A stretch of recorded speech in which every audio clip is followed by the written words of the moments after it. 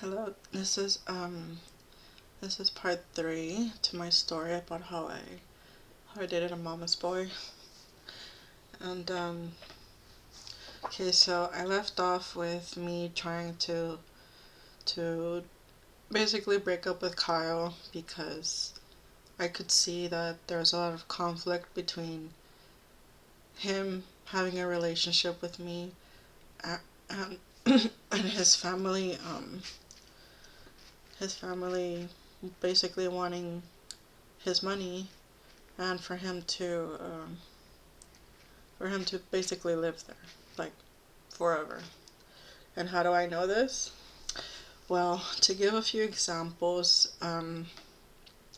anytime Kyle would talk about like wanting his own place or trying to find a place to live, or even as much as, saying, talking about like his future and my future, like his mom would always like insinuate, well, like, you don't have to move out, you don't have to go anywhere, like, like with here, like you only have to pay what was like $100 for the rent, and I believe the rent and the utilities were all being split by Kyle, his brother Peter, and Peter's boyfriend, and then whatever money like his mother got from food stamps. So basically, they didn't have to worry about groceries because since his mother was unemployed, she received food stamps.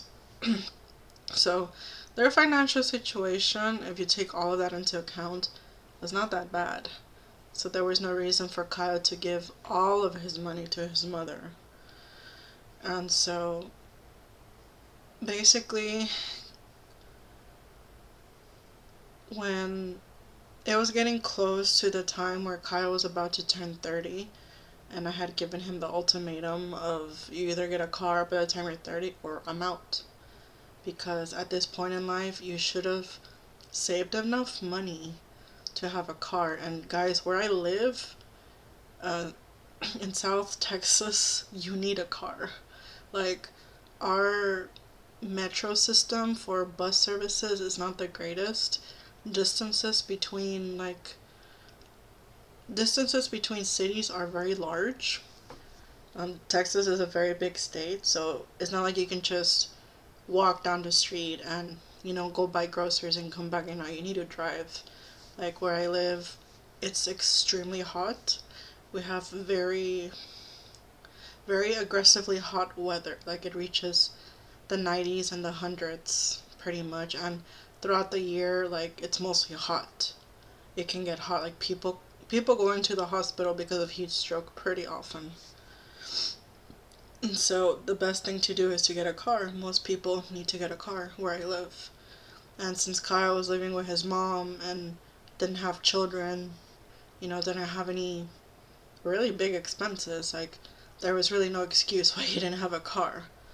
So so his mother had the bright idea of suggesting that because all four people were using his mother's car.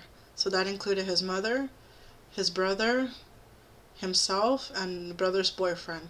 So that's three people with jobs with completely different schedules. Anytime Kyle would ask to be picked up or to borrow the car, like like it'd be a hassle. Like basically you had to make an appointment or a reservation to use the family car. And I told Kyle, like, this is ridiculous, Kyle. Like you need your own car. Like like your mom has a bunch of doctor's appointments for specialists.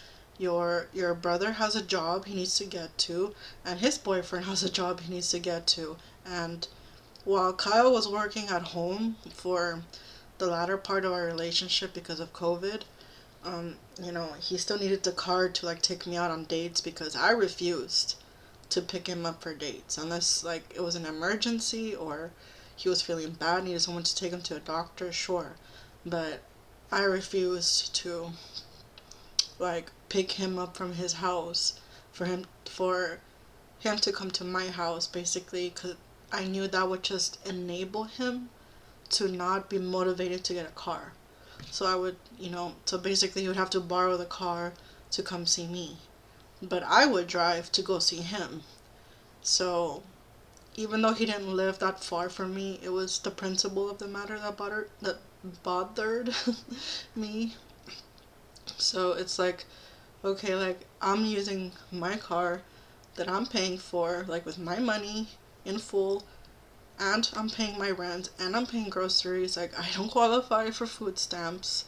Like, you guys don't seem to be struggling financially. If anyone's struggling financially, it's probably me.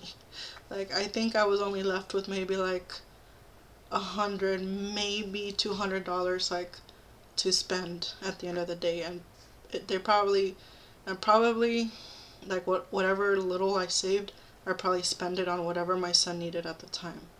Because even with the child support, um, I the rent was still a lot of money. The rent was still like $1,100 for me in a 1 bedroom single like apartment. Like if I wanted to live on the safe side of my city. So I was starting to feel very neglected. I did not feel like Kyle was wanting to be there for me. Like I feel like, and a lot of men would tell me like, no, like men need to be the providers. They need to take care of you. And if Kyle says that he sees you as his wife, then he needs to prove himself that he's worthy of being your husband. And if he's putting his family above you and your little boy with special needs, then he's trying to have his cake and eat it too. Like he wants the benefits of you being his girlfriend without the responsibility of being a provider and a stepfather, and that's not fair for you.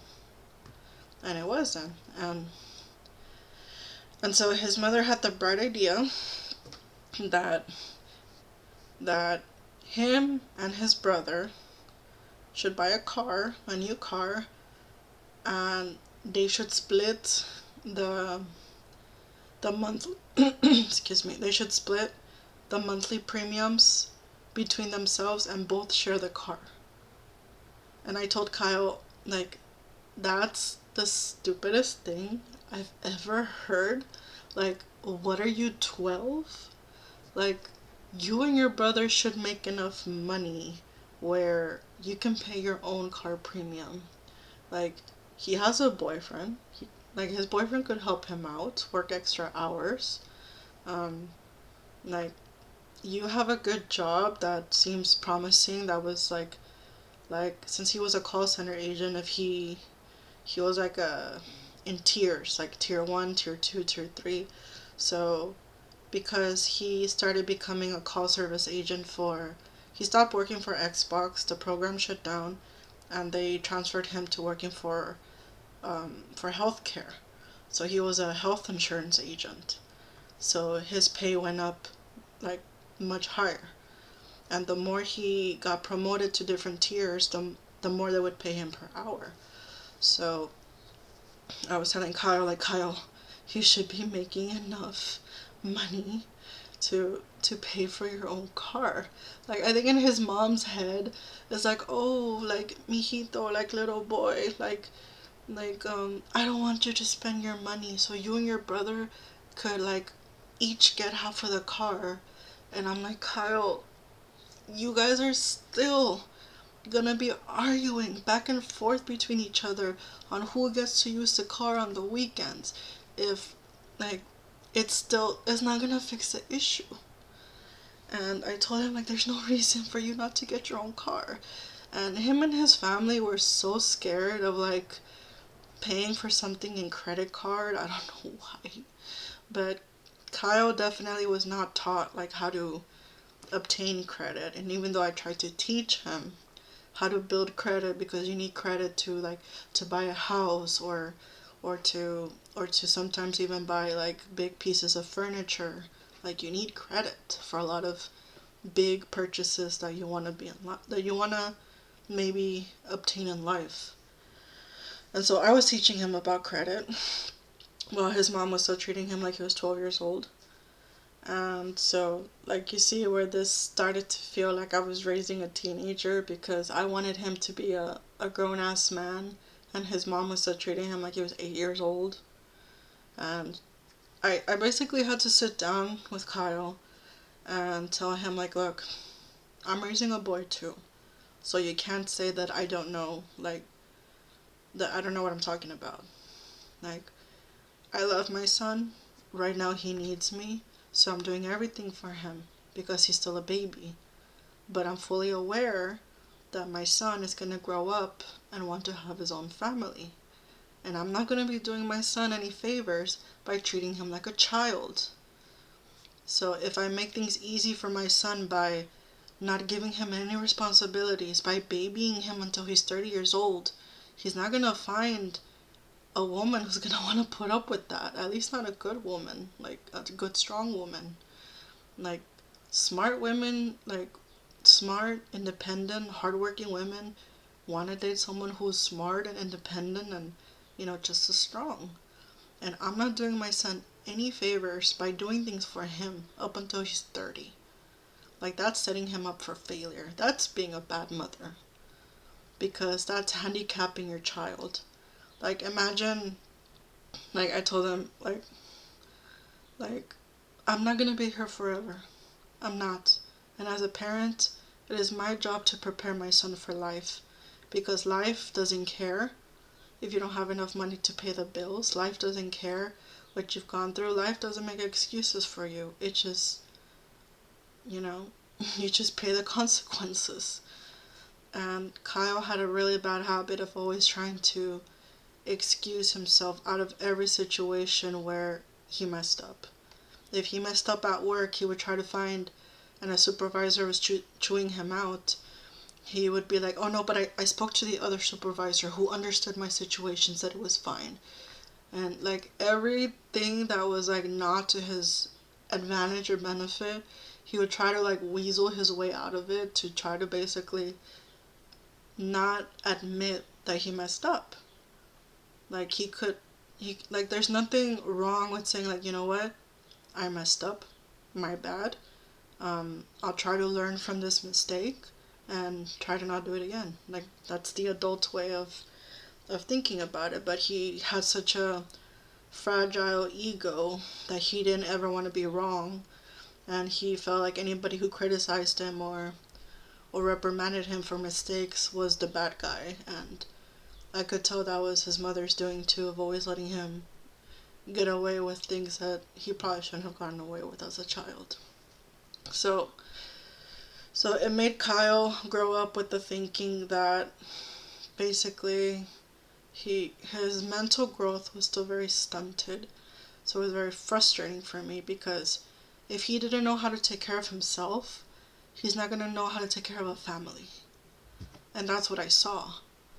And so I started just to get very very frustrated, very stressed out, and he did a lot of things that eventually pushed me over the edge, where I finally just broke up with him once and for all because I was tired of it.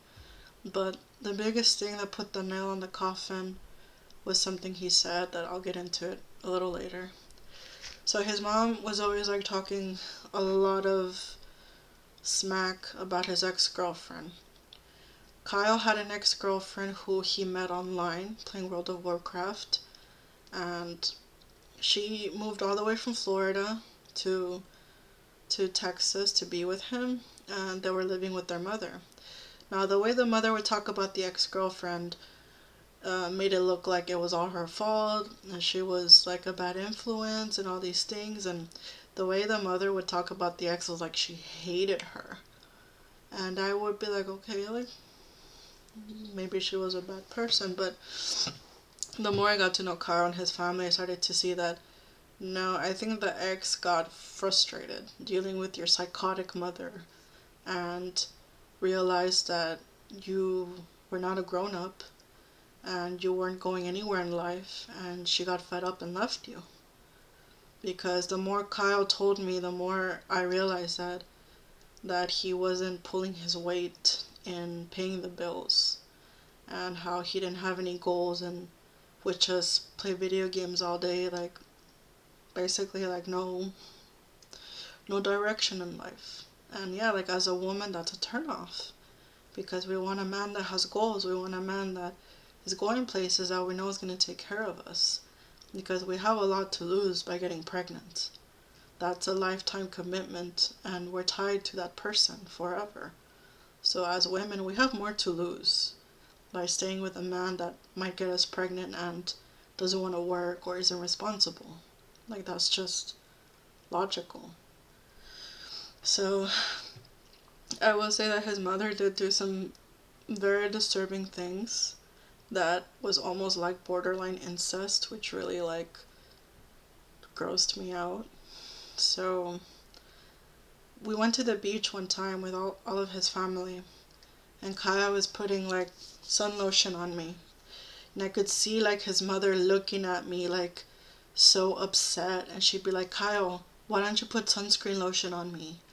And Kyle's brother Peter was like, oh no mom, like I'll put it on you. She's like, no, I want Kyle to do it.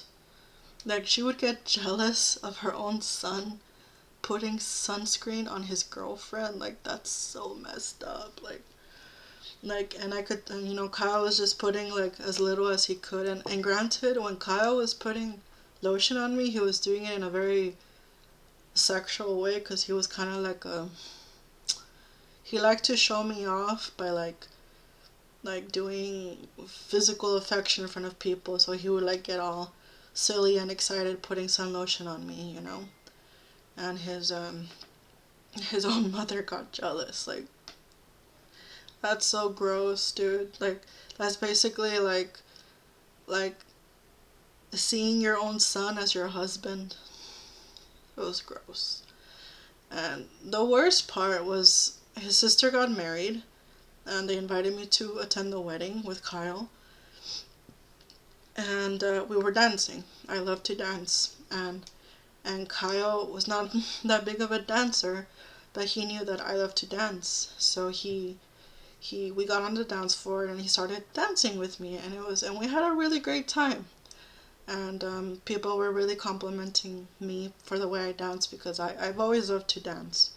Like, being a Mexican woman, like, I grew up dancing and family get-togethers. Okay, so the worst thing I ever saw was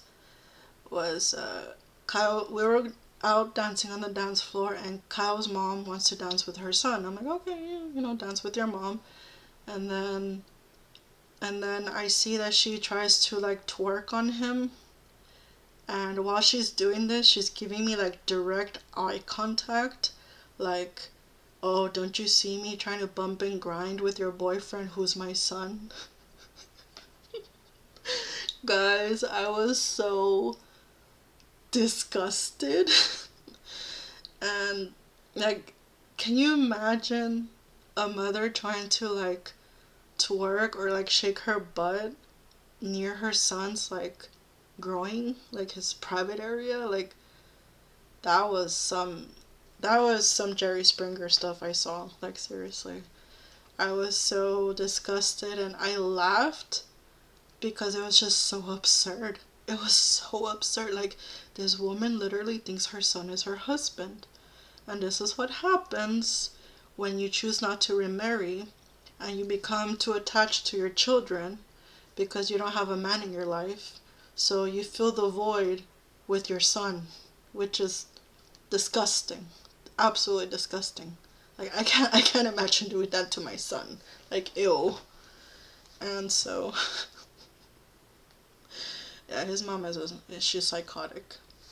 Like, she definitely has antisocial behavior where she tries to she's a bully.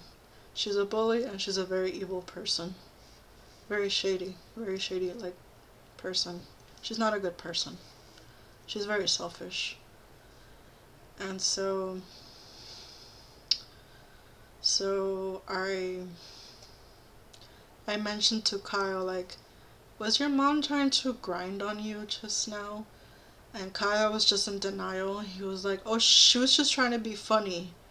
And I'm like, it didn't look like she was trying to be funny. It looked like she was trying to prove to me that you're not my man. It looked to me like she was telling me, like, oh, he's not your man, he's my man. Which, ugh. that was like straight up incest that I saw. Like, ugh. And so eventually what led up to me and Kyle's breakup was there was two times that there was a time where he promised me that he would help me out for Thanksgiving, and during Thanksgiving you have to make like basically like a big turkey dinner, and everything has to be ready by noon, so you have to start making the turkey really early. Well, Kyle didn't show up until 2 or 3 in the afternoon because you know what he was doing? The day before was his day off, and he spent it gaming all night up until like 7 in the morning. He had a really bad habit of gaming all night and not waking up until like the afternoon, and he was starting to rub off that bad habit on me too, and it was affecting my sleep schedule and my work, my productivity at work. And we got into a huge fight because we were making plans for New Year's Eve. And granted, Kyle was telling me that one of his friends usually has like a big end of the year, like New Year's Eve party, where his father makes like all this delicious food, and he has a really nice house and has a bunch of people over. Well, because this was in the middle of COVID, this was in the middle of the pandemic. Uh, at like I think the day before, the friend said no, we're not doing anything because of COVID. So Kyle and I were already making plans to be together for New Year's Eve. And at the time that I was living with my mom invited Kyle. It's like, oh hey, like just spend New Year's Eve with us.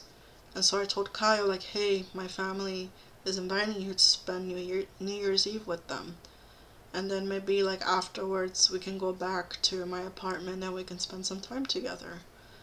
Well, New Year's Eve came. I spent it with my mom.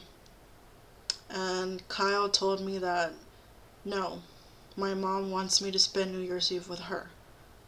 And I said, Kyle, like, we made plans to spend New Year's Eve together.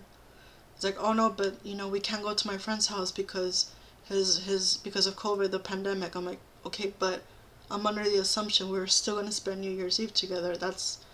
I don't know about you guys, but to me, New Year's Eve is a couple's holiday, because it's the whole thing of you're supposed to kiss at midnight. And so I I don't remember if Kyle said he was gonna come over or not. I think he was, but he was saying it like, I'm just gonna say I'm coming over to get you to like stop fighting with me. And I'm like, you know what? I don't want you to come over then. Like, like you were willing to spend New Year's Eve at your friend's house with me, but you're not willing to spend New Year's Eve with me and my family. Like 80% of my time was spent with his family. He spent very little time with my family, very little. So it's not like he's always with my family.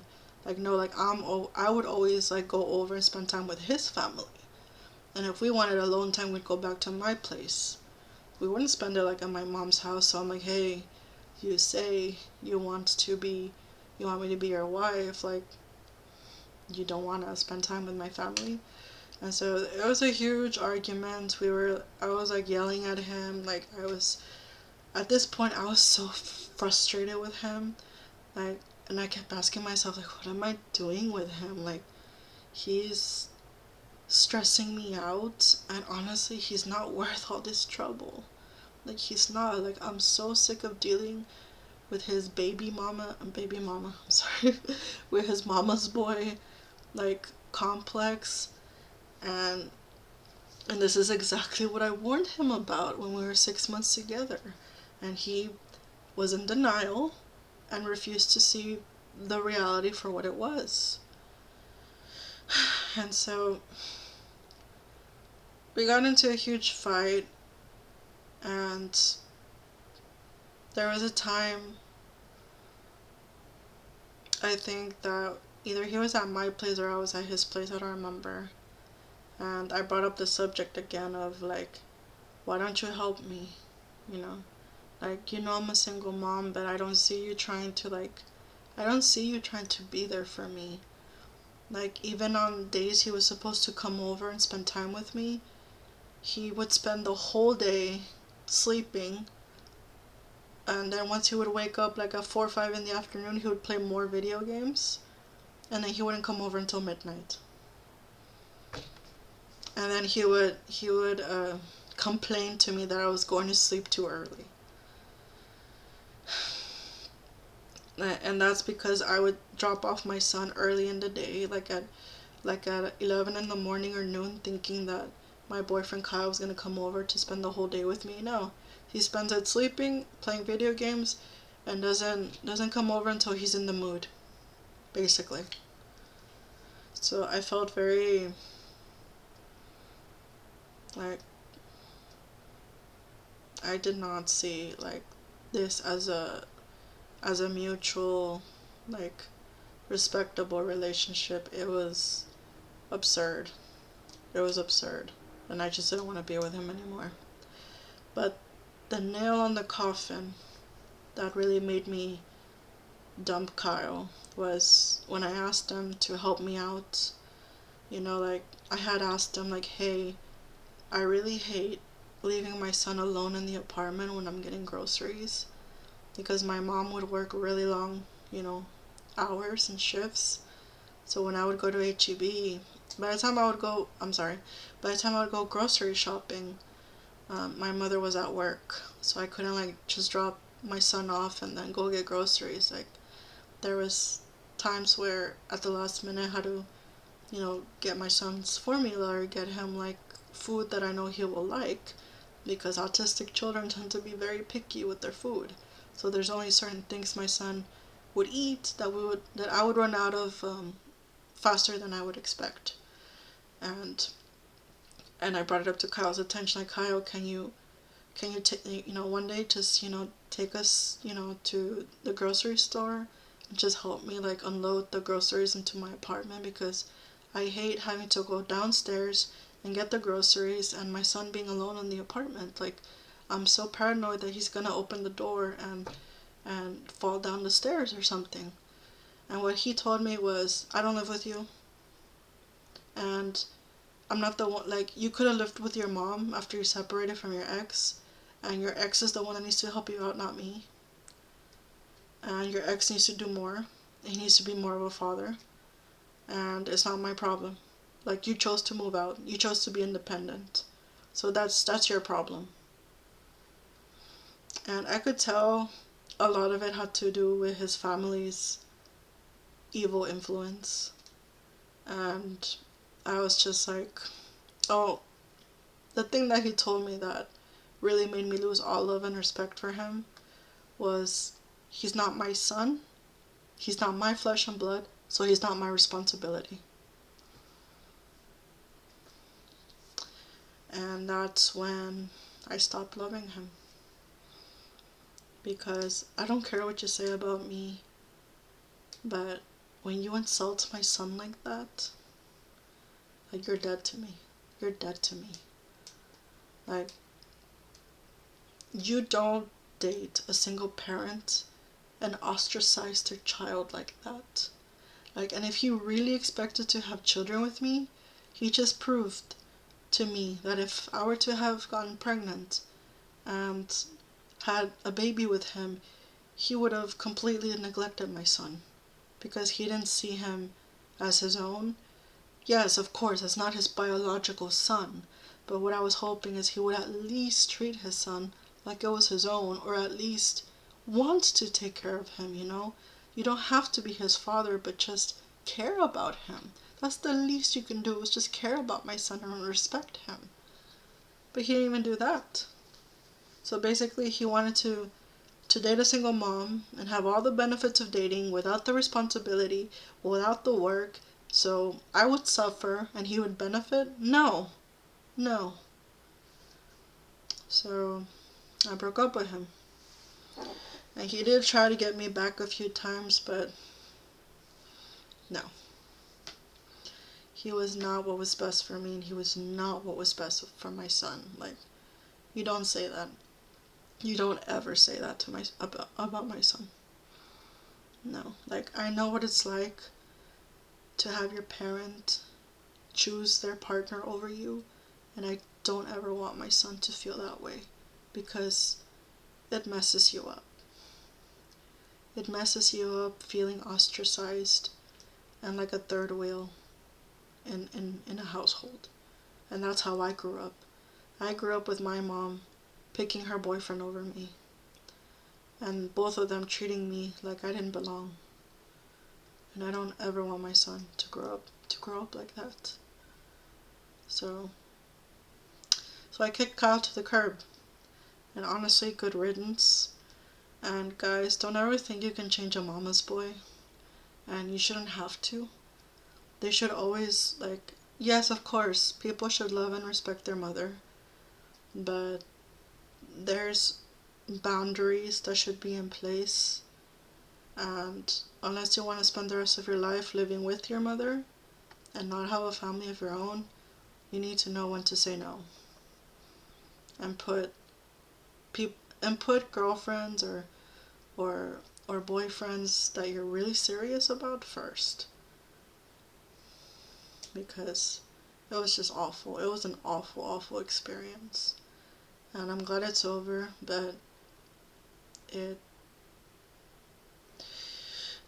when I was engaged with my boyfriend from Serbia, his psychotic mother and psychotic sister decided to post on my Facebook, where I put in public that I was engaged to Janos. They put that they started putting all these ugly things on my Facebook wall, like the psychos that they are.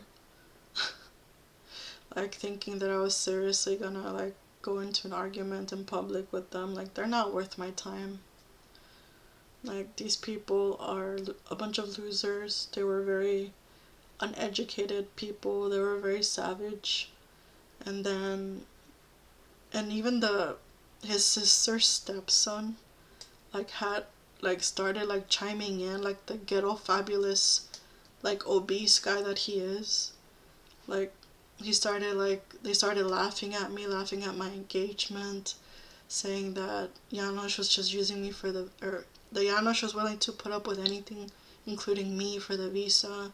His mom started saying all these profanities to me in Spanish, and basically calling me an idiot, and that I'm psychotic, and that I have mental problems. I'm like, oh honey, you think I have problems? Like, at least I don't want to make my son my husband. I think that's more psychotic than anything. And yeah, and good luck to the next girl that dates Kyle. And I hope that his mom dies of a heart attack, honestly, because that woman is evil. And she's basically like Satan's concubine. Because, for her to try to embarrass me like that in public just because I moved on and I heard her son, it's like, that makes no sense. Okay, you wanted me out of the picture, but I'm moving on and I'm happy, and maybe Kyle saw my status because he stalked me on Facebook and he had like a breakdown because I was engaged to someone else. Like, that's not my problem. Like, he has no one to blame but himself. He has nobody to blame but himself for treating me like shit. And for his psychotic family to try to blame me, like, like, they need to, like, get a life and focus on their health that's deteriorating. And I already know how his mom's gonna end up. She's gonna gain back all the weight, and because she refuses to change her diet, same as his sister, she also got gastric bypass surgery. And I honestly hope, and I know it sounds mean and evil, but I honestly hope that they both die of strokes, because people like that don't deserve to live in this world. They bring nothing but chaos and misery to other people, because they have nothing better to do, and they're bored with their own miserable lives because they're uneducated. They're uneducated idiots that don't know what they're talking about. So I know I got a little emotional because I just put up with so much BS for people that didn't deserve it. So that's why I really want to stay single. I really want to stay single. Like, I'm so sick of dealing with people's like psychotic families. I'm so done with the I'm so done with the toxic masculinity that's like in patriarch in the patriarchy cultures. Like, I'm so done. Like honestly, being single is the most peaceful thing that has happened to me, and I plan on staying single for a while. So that was my experience with dating a mama's boy. If you guys want to comment about your own experience, or or even just comments in general, feel free to do so. Um, the next part that I should upload should be about the third to the last ex, which is my son's father. So I'll get to him, I guess, when I piece together the story. So you guys have a good morning, good afternoon, or good night.